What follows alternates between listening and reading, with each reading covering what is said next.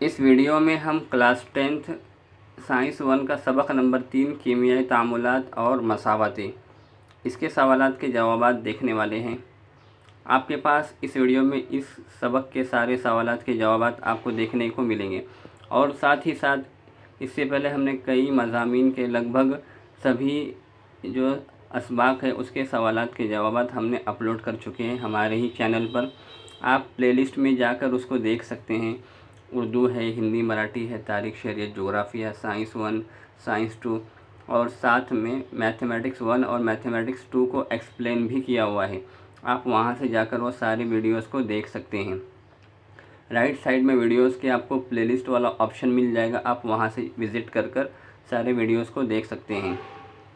یہاں پر chapter number 3 ہے کیمیائی تعاملات اور مساواتیں، اس کے سوالات کے جوابات آپ کو دیے گئے ہیں، آپ یہاں پر دیکھ کر اس کو کر سکتے ہیں۔ سائنسی وجوہات لکھیے یہاں پر ہے، 1 اور 2 لیفٹ سائڈ میں ہیں، اس کے بعد اس والے پیج کے اوپر 3rd اور اس سائڈ میں 4th ہے۔ آپ اس کو پڑھ کر اپنے الفاظوں میں لکھ سکتے ہیں۔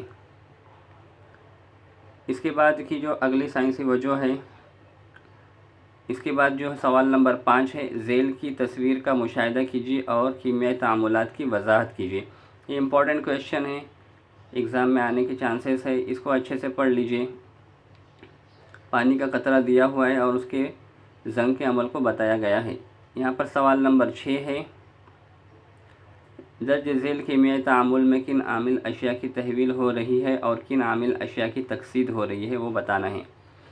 سوال نمبر 6 ہے یہ والا۔ اس کے بعد یہاں پر سوال نمبر 7 ہے، درج ذیل کیمیائی مساواتوں کو متوازن کیجیے۔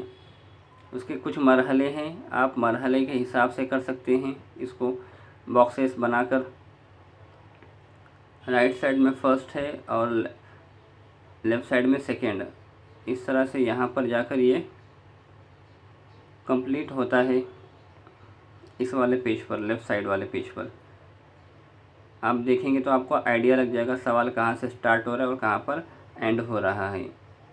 اس کے بعد یہاں پر سوال نمبر 8 ہے، درج ذیل کیمیائی تعامل حرارت گیر ہے یا حرارت زا، اس کی شناخت کیجیے۔ یہ بھی امپورٹنٹ کویشچن ہے، 1 مارکس کے لیے آ سکتا ہے۔ اس کے بعد یہاں پر سوال نمبر 9 ہے، سبق نمبر 3 کیمیائی تعاملات اور مساواتیں یہاں پر جا کر مکمل ہوتا ہے۔ امید کرتے ہیں ویڈیو پسند آئی ہوگی۔